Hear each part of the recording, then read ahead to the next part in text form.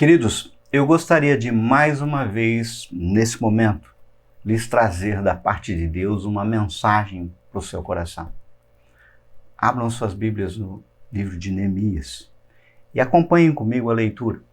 Neemias, capítulo 1, a partir do verso 2, diz assim a palavra do Senhor. Veio Hanani, um dos meus irmãos, com alguns de Judá. Então lhes perguntei pelos judeus que escaparam e que não foram levados para o exílio e acerca de Jerusalém. Disseram-me, os restantes que não foram levados para o exílio e se acham lá na província estão em grande miséria e desprezo. Os muros de Jerusalém estão derribados e as suas portas queimadas. Tendo eu ouvido estas palavras, assentei-me e chorei. E lamentei por alguns dias e estive jejuando e orando perante o Deus dos céus. E disse, Senhor dos céus, Deus grande e temível, que guardas a aliança e a misericórdia para com aqueles que te amam e guardam os seus mandamentos. Estejam, pois, atentos os teus ouvidos e os teus olhos abertos para acudires à oração do teu servo, que hoje faço a tua presença dia e noite pelos filhos de Israel, teus servos. Eu faço confissão pelos pecados dos filhos de Israel, os quais temos cometido contra ti, pois eu e a casa de meu pai temos pecado. Vamos orar? Pai, fala ao nosso coração nessa noite. Proclamamos liberdade plena do teu Santo Espírito. Que o Senhor fale conosco, Senhor meu Pai, e essa palavra tua nos transforma. Nós oramos em nome de Jesus. Por favor, eu gostaria que vocês não fechassem as suas Bíblias, gostaria que vocês, se possível, permanecessem com a Bíblia aberta, pois leremos ainda outros trechos do livro de Neemias. Vejam, nas escrituras hebraicas, o livro de Neemias formava uma unidade com Esdras. Muitos estudiosos consideram Esdras como o autor, o compilador de Esdras e Neemias, bem como de 1ª e 2ª Crônicas. Ainda que não tenhamos muita certeza, parece que Neemias contribuiu com parte do material contido no livro que leva seu nome. Os capítulos 1 a 7, 11 a 13, dizem os estudiosos, parece que teria sido escrito por Neemias. Na verdade, foi Jerônimo, que traduziu a Bíblia para o latim, que honrou Neemias ao dar seu nome ao livro e que parece como um dos personagens principais. Neemias significa Javé consola. Ou seja, fato é que ambos os livros, Esdras e Neemias, retratam a mesma realidade que tem muito, mas muito a ver com o cenário que vive atualmente o mundo, em especial o nosso país. O livro de Neemias é uma das mais impressionantes histórias bíblicas da determinação de um homem em cumprir uma tarefa determinada por Deus. É o último livro histórico do Antigo Testamento e descreve o trabalho de Neemias em motivar o povo em Jerusalém a reconstruir as muralhas que protegiam a cidade contra invasões de inimigos. O livro mostra também a preocupação de Neemias em proteger o povo contra outra ameaça ainda maior, pois agiu para eliminar do meio dos judeus as más influências que os corrompiam.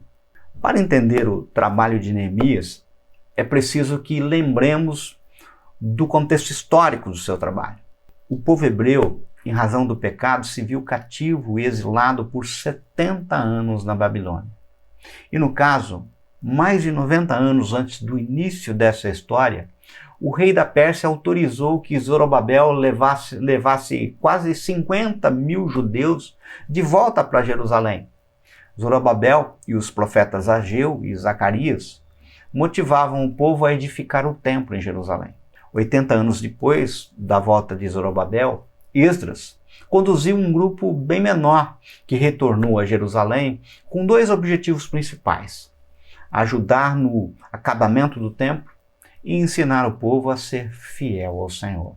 Menos de 15 anos depois da volta de Esdras, Neemias estava trabalhando como copeiro do rei persa Artaxerxes I, quando recebeu a visita do seu irmão e mais alguns judeus. Eles falaram da situação precária da cidade de Jerusalém, da falta de segurança devido às condições péssimas das muralhas da cidade, destruídas 140 anos antes pelas forças babilônicas. Neemias ficou angustiado com relatórios sobre Jerusalém e passou dias em jejum e oração antes de pedir ao rei a permissão para voltar e reedificar a cidade. Com autorização do rei, Neemias voltou e organizou o trabalho dos judeus para construir os muros. Com a determinação de Neemias incentivando e supervisionando o trabalho, o que não havia sido feito em 90 anos, foi feito em menos de 2 meses. De modo geral, o livro de Neemias é mais ou menos assim.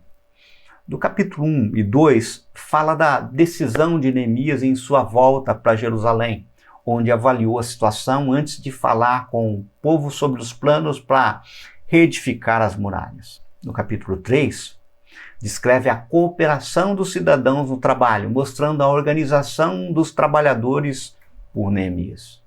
Capítulo 4 a 6 mostram como Neemias, com fé em Deus, superou uma série de desafios para completar a obra.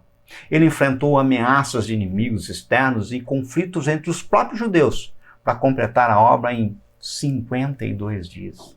No capítulo 7, registra não só as medidas de segurança, como também os nomes das famílias que voltaram 90 anos antes de Neemias. Do capítulo 8 ao 10, relata o trabalho de restauração espiritual sob a liderança de Esdras e Neemias. A ênfase está no compromisso dos judeus em ser um povo santificado e separado das práticas e influências que os povos que não serviam o Senhor. Do capítulo 11 e 12 falam sobre a população de Jerusalém e outras cidades de Judá e sobre a dedicação dos muros da cidade. Já no capítulo 13, último capítulo, ilustra dificuldades práticas de se tornar um povo santo, falando das atitudes necessárias para corrigir os abusos. Mas vamos lá. Antes de mais nada, ou seja, antes de entrar na análise de alguns versículos do livro de Neemias, propriamente dito, temos que nos lembrar algo básico. Efésios, capítulo 6, verso 2, diz que a nossa luta não é contra o sangue e a carne, e sim contra principados e potestades, contra os dominadores deste mundo tenebroso, contra as forças espirituais do mal nas regiões celestes. Ou seja, queridos, entendam, minha irmã, seu inimigo não é o seu marido. Meu querido, seu inimigo não é a sua esposa. Nosso inimigo não são os nossos pais, nosso inimigo não são os nossos filhos, nosso inimigo não é o nosso patrão. Nosso inimigo, embora por vezes pareça, não é os governantes do nosso país. Nosso inimigo principal é Satanás. O livro de João 10:10 nos aponta que ele veio para matar, roubar e destruir.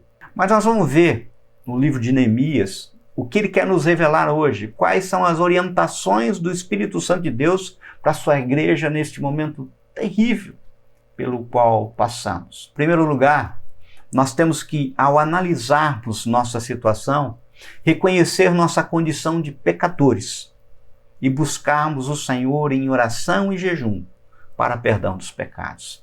Vejam que lemos lá em Neemias, do verso 4 ao 6, diz assim, tendo eu ouvido essas palavras, assentei-me e chorei, e lamentei por alguns dias e estive jejuando e orando perante o Deus dos céus. E disse, Senhor, Deus dos céus, Deus grande e temível, que guardas a aliança e a misericórdia para aqueles que te amam e guardam os teus mandamentos.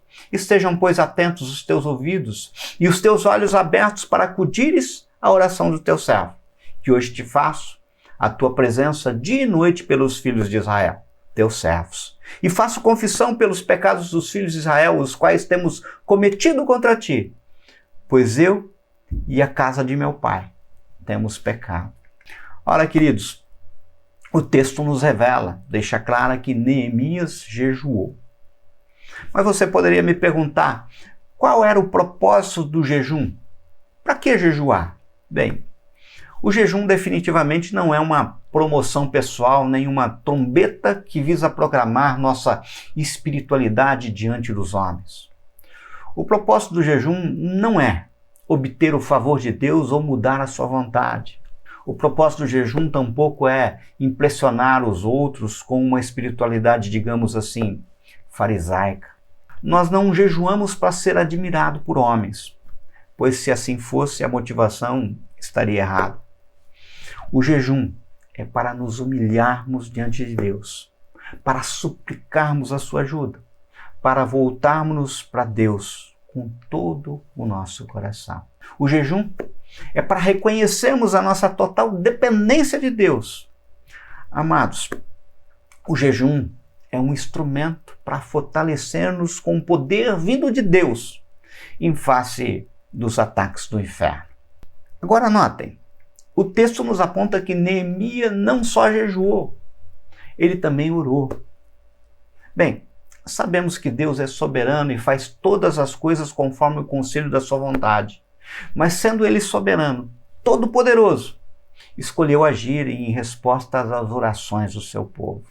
Amados, orar é conectar o altar com um trono, a nossa fraqueza de simples homens, à onipotência de Deus. Orar é falar com aquele que é rei e governa o universo. Quantos hoje gostariam de ter uma agenda e poder falar com o que pensam e desejam para o presidente da República, para o presidente da Câmara dos Deputados e Senado, para o presidente do Supremo Tribunal Federal, para o governador do estado, para o prefeito da nossa cidade? Amados, hoje temos famílias inteiras desesperadas tentando, através de contatos telefônicos, ter um momento com um médico conhecido, um assistente social, um enfermeiro. Isso para tentar achar uma vaga num hospital para um ente querido que precisa de cuidados e não tem conseguido. Mas nós temos o Senhor com a agenda aberta, pronto para nos ouvir. Entendam, como já lhes falei a semana passada, não há nenhuma força mais poderosa na terra do que a oração. Pois a palavra de Deus diz que muito pode, por sua eficácia, a súplica do justo. A oração assona o braço do Onipotente. Tiago escreveu, não tendes por que nada pedis. Jesus ensinou, pedi e dar-se-vos-á, porque todo o que pede, recebe. Pela oração, enfermos são curados. Portanto, devemos orar pelos enfermos, como diz Hernandes Dias Lopes. Deus cura com meios, sem os meios e apesar dos meios. Ele cura segundo o seu propósito e sua soberana vontade. Quando ele deixa de curar, é de igual modo para mostrar como o seu poder se aperfeiçoa na fraqueza. Entendam, não devemos calar a nossa voz diante do sofrimento, seja nosso ou dos nossos irmãos. Deus é poderoso para reverter a situação mais adversa, o quadro mais grave, o problema mais insolúvel. Deus pode transformar choro em alegria, desespero em esperança, o cheiro da morte em perfume de vida. Amados, a igreja avança mais rápido e com maior força quando caminha de joelhos. É quando nos prostramos diante de Deus que podemos nos levantar diante dos homens.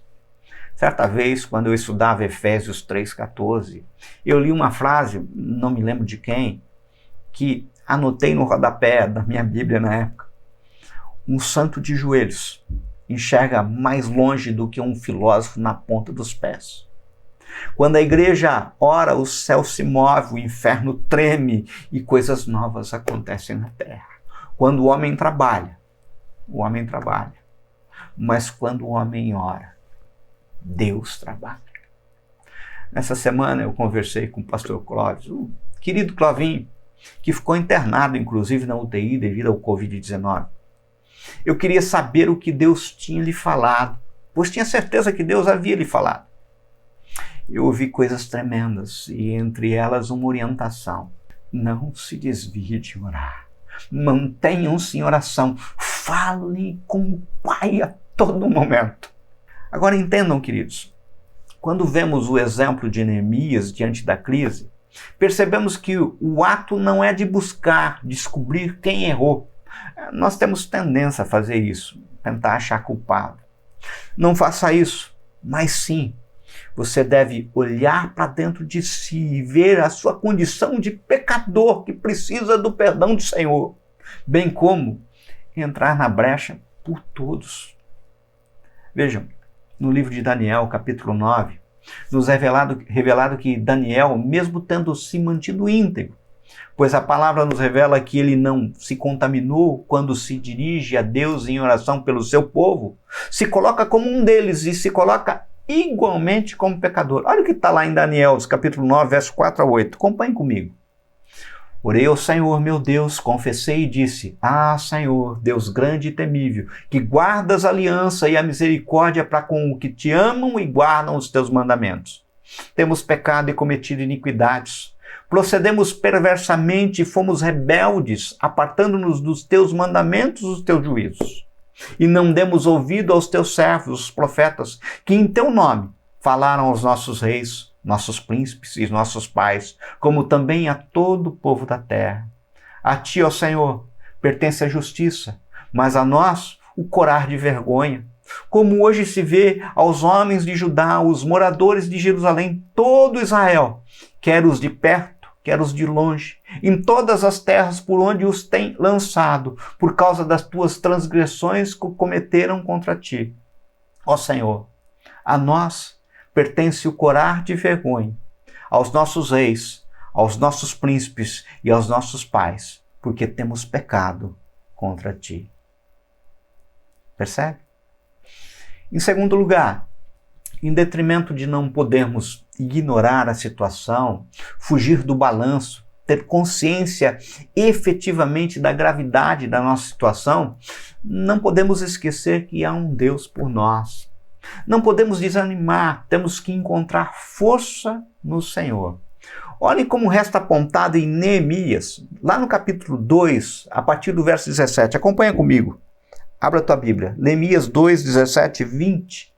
Diz assim, acompanhe comigo. Então lhes disse: Estai vendo a miséria em que estamos? Jerusalém assolada e as suas portas queimadas? Vinde, pois, reedifiquemos os muros de Jerusalém e deixemos de ser próprio. E lhes declarei como a boa mão de Deus estivera comigo e também as palavras que o rei me falara. Então disseram: Disponhamo-nos e edifiquemos, e fortaleçam as mãos para a boa obra. Porém, Sambalate, o Honorita, o Tobias, o servo Amonita e Gesem, o Arábio, quando souberam, zombaram de nós e nos desprezaram e disseram: Que é isso que fazeis? Quereis rebelar-vos contra o rei? Então lhe respondi: O Deus dos céus é quem nos dará bom êxito. Nós, seus servos, nos disporemos e reedificaremos. Vós, todavia, não tendes parte, tem direito, nem memorial em Jerusalém. Queridos, não podemos achar que vamos encontrar saída em nossa própria força. Isso não vai dar certo. Temos que buscar o Senhor.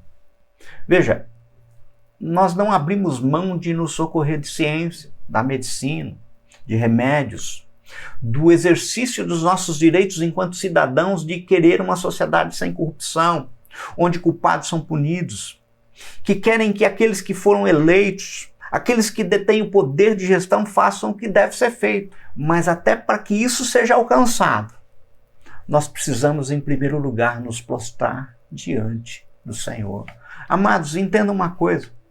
O texto de Neemias nos dá conta de que não só os muros estavam derrubados, mas as portas também estavam destruídas, estavam queimadas. No caso, eram nas portas da cidade que os magistrados se reuniam para julgar as causas. E no caso, as portas, os portões, estavam destruídos. Vocês estão entendendo o que eu estou falando para vocês? Agora, observe. Nós só resistimos a Satanás. Quem luta contra Satanás é Deus. E saiba que Satanás, já foi derrotado na cruz pelo sangue de Jesus. Nós precisamos aprender a confiar mais em Deus. E confiar é muito mais do que acreditar. Confiar implica em obedecer, agir, não titubear. As igrejas hoje estão cheias de pessoas que acreditam em Deus, mas não confiam em Jesus. Acho que vocês conhecem muito bem uma historinha. Contam que um alpinista, desesperado por conquistar uma altíssima montanha, iniciou a escalada depois de anos de preparação. Como queria a glória só para si, resolveu subir sem companheiros. Durante a subida foi ficando mais tarde, e ele Para ganhar tempo, decidiu não acampar, sendo que continuou subindo. E por fim, ficou escuro. A noite era como densa e não se podia ver absolutamente nada. Tudo era trevas, visibilidade zero, a lua, as estrelas estavam encobertas pelas nuvens. Ao subir por um caminho estreito, a poucos metros do topo escorregou e precipitou-se pelos ares, caindo a uma velocidade vertiginosa. Naqueles breves segundos da sua queda, sua vida passava ali inteira na sua frente. Quando a morte já lhe era certa, de repente, um fortíssimo solavanco, causado pelo esticar da corda a qual estava amarrado, que, por sorte, prendera as rochas. Nesse momento de solidão, suspenso no ar, não havia nada que pudesse fazer senão pedir socorro aos céus. Meu Deus, ajude! De repente, uma voz vinda dos céus lhe pergunta: que queres que eu te faça? Salva-me, meu Deus, respondeu o alpinista. Crês realmente que eu posso salvá-lo? Sim, Senhor, eu creio. Então, corta a corda.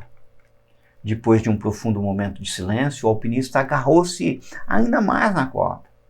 Por que duvidas? Não crês que eu posso salvá-lo? Insistiu a voz. Se creres, verás a glória de Deus. Conta a equipe de resgate que no outro dia encontraram o alpinista morto, congelado, com as mãos firmemente agarradas na corda, a apenas 1 metro do chão. Aqui está a diferença entre acreditar e confiar. Acreditar é mais fácil. A Bíblia diz que até o diabo e seus demônios acreditam em Deus. Crês tu que Deus é um só? Fazes bem. Os demônios também creem e estremecem. Está lá em Tiago 2,19. Agora, essa historinha simples, singela, tem muitas lições básicas. É preciso intimidade para reconhecer a voz de Deus. Nós só reconhecemos a voz de quem nós conhecemos. O alpinista com certeza não confiou em Deus porque não reconheceu sua voz. Talvez deve ter pensado ser o inimigo. É preciso abandonar a confiança na segurança e estratégia do mundo, na corda. Para muitos, cortar a corda é um absurdo, pois ela significa segurança visível e conhecida. Mas no caso, precisamos de fé. Precisamos confiar.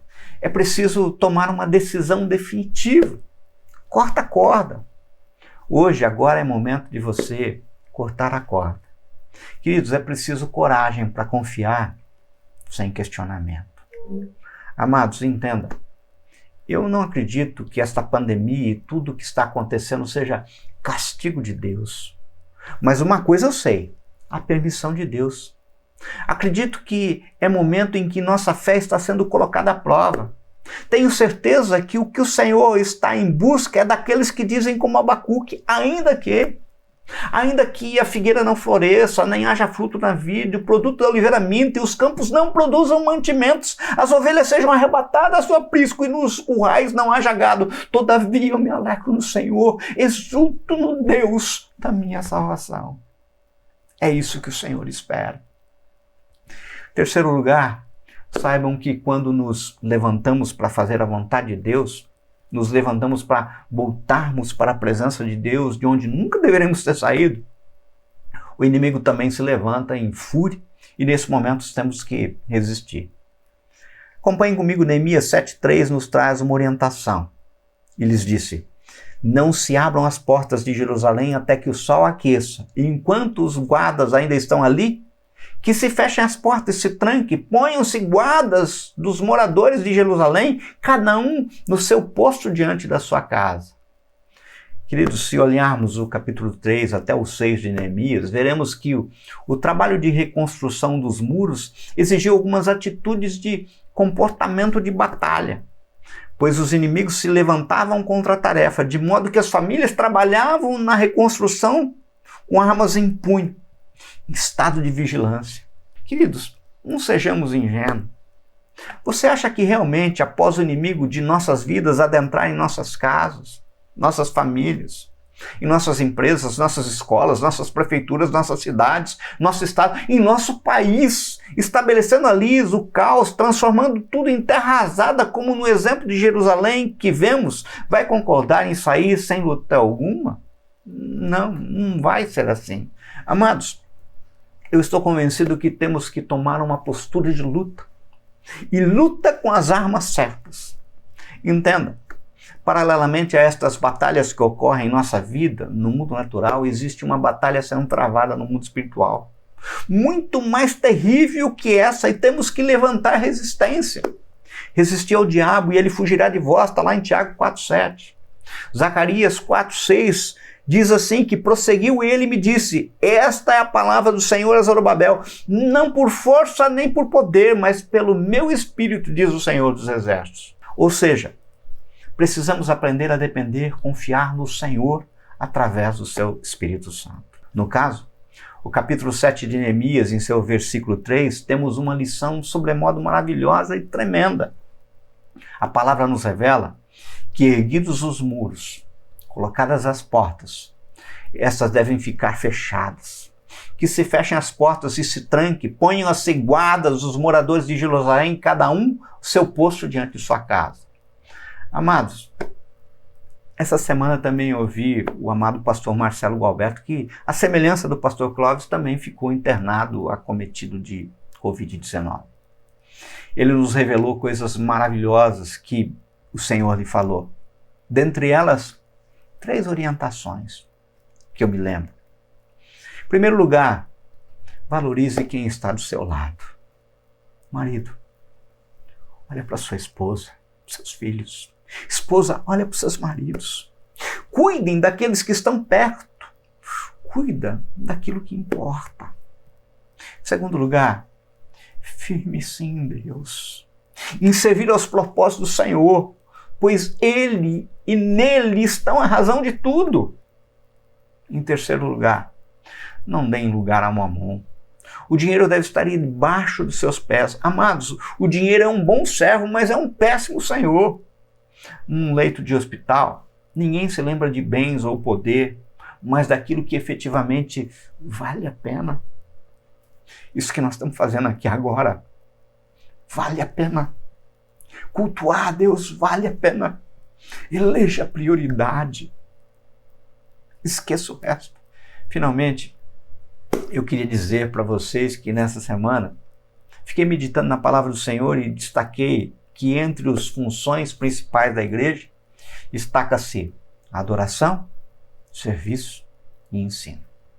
O fato é que fomos criados para a adoração de Deus, que uma das formas de expressão da adoração é através do serviço, e que não podemos nos esquecer da importância do ensino para que alcancemos profundidade e consequente intimidade com o Senhor. Olha, o livro de Neemias também nos traz uma lição maravilhosa justamente nessa direção. Assim, em quarto lugar, devemos entender que só alcançaremos a vitória através de um processo de restauração espiritual. Isso passa obrigatoriamente pelo conhecimento da palavra de Deus. Dá só uma olhada naquilo que resta apontado em Neemias, capítulo 8, verso 4 a 8, diz assim: Esdras, o escriba, estava num púlpito de madeira que fizera para aquele fim. Estavam em pé junto a ele, à sua direita, Matitias, Semá, Anaías, Urias, Ilquias e Maacéias. E à sua esquerda, Pedaias, Misael, Malquias, Rassum, Rasbadana, Zacarias e Messulão. Então, abriu o livro à vista de todo o povo, porque estava acima dele. Abrindo ele, todo o povo se pôs em pé. Esdras bendisse ao Senhor, o grande Deus, e todo o povo respondeu: Amém, Amém. E levantando as mãos, inclinaram-se e adoraram o Senhor com o rosto em terra. E Jesuá, Bani, Serebias, Jamim, Acube, Sabetai, Odias, Maacéias, Quelita, Azarias, Josabade, Hanã, Pelaías, e os levitas ensinaram o povo na lei, e o povo estava no seu lugar. Leram no livro a lei de Deus claramente, dando explicações de maneira que entendessem o que se lia. Queridos, quantas e quantas vezes caímos em ciladas, em armadilhas, simplesmente porque não conhecemos a palavra do Senhor? Seja sincero. Responda com inteireza de coração. Responda para você mesmo. Você tem buscado o conhecimento da palavra do Senhor? Você tem lido a Bíblia? Você tem ensinado da palavra do Senhor aos seus filhos? É interessante que hoje vemos nascer uma geração gospel que conhece a Deus por frases de canções, muitas inclusive com erros bíblicos vergonhosos, mas infelizmente bem poucos têm se dedicado a conhecer o Senhor através da sua palavra. Daí são alvos fáceis, ingênuos, presas que simplesmente se oferecem a Satanás. Veja, o texto de Neemias 8 nos aponta no verso 8 que as escrituras eram lidas e explicadas de maneira que todos pudessem entender. Interessante que em nossa igreja, já há muito tempo, temos um grupo que se dedica a estudar a palavra de Deus. O grupo é aberto a todos quanto queiram. É anunciado nos grupos de WhatsApp da igreja, mas a participação não é tão grande quanto deveria. Tenho certeza que existem muitos que me ouvem agora que jamais leram a Bíblia toda. Conhecem uma ou outra passagem. Querido, não perca mais tempo. Busque o Senhor enquanto é tempo. Não é tarde, hoje é a hora. Amados, eu queria terminar com uma palavra de esperança. Pois o Deus de Neemias e Esdras é o mesmo que está conosco, e do jeito que foi com Neemias e reergueu os muros, as portas de Jerusalém, também pode fazer um milagre de restauração em sua vida, em sua casa, em sua família, em nossa nação. Mas você pode estar se perguntando, o que nós podemos fazer agora, nesse momento? Eu te convido a adorar ao Senhor, a clamar ao Senhor. Neemias 8:6 diz assim: Esdras bendisse ao Senhor, o grande Deus, e todo o povo respondeu amém, amém, e levantando as mãos, inclinaram-se e adoraram o Senhor com o rosto em terra. Meu querido, minha querida, eu sei que para muitos que estão me ouvindo agora, a situação é de lágrimas, de tristeza e não de alegria. Pode ser que você esteja olhando todo o cenário do Brasil e não veja mais solução. Pode ser que você esteja com sua mãe, seu pai, seu filho, seu irmão, seu esposo, sua esposa doentes. Muitos internados em leitos de hospital ou até mesmo no UTI. Pode ser que você esteja me ouvindo agora e viu tombar diante dessa pandemia pessoas queridas, pessoas amadas, pessoas preciosas. Pode ser que você esteja hoje se sentindo vencido, absolutamente sem esperança. Eu te convido a você, onde você estiver, quem puder, ajoelhar-se e fazer a melhor coisa que pode fazer nessa hora: adorar o Senhor. No mesmo livro de Neemias, lá no capítulo 9, nos é relatado que se ajuntaram os filhos de Israel com jejum, confessaram os seus pecados e adoraram o Senhor, proclamando: só Tu és Senhor. Tu fizeste o céu dos céus e todos os seus exércitos, a terra e tudo quanto nela há, os mares e tudo quanto há neles, e Tu os preserva todos com vida, e o exército dos céus te adora. Nós te adoramos, Senhor. Eu quero nessa hora, antes de orar para encerrar o culto, conclamar a todos para que tenhamos nessa semana apontada como santa, uma semana de oração.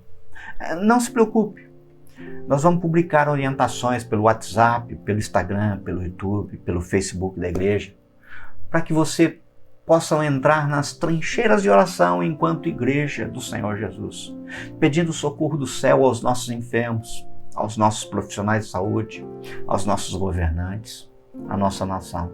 Veja, a trincheira será aí bem pertinho de você, no seu quarto, no seu escritório, na sua cozinha, não importa, no lugar em que você estiver.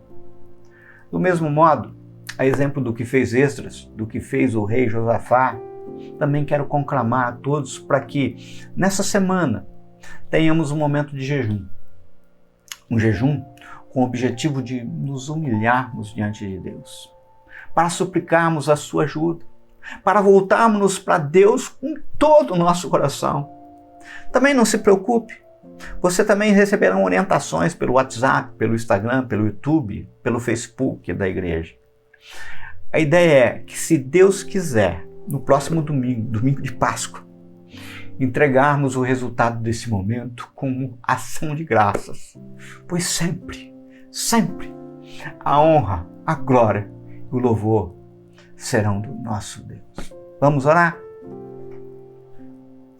Pai, perdoa os nossos pecados, recebe este culto como reflexo de adoração. Olha-nos com um olhar de misericórdia e sara a nossa terra. Socorre os nossos doentes, protege os nossos profissionais de saúde e espalha a tua graça sobre a nossa nação. Livra-nos das astutas ciladas do diabo, protege e restaura o teu povo, o nosso país.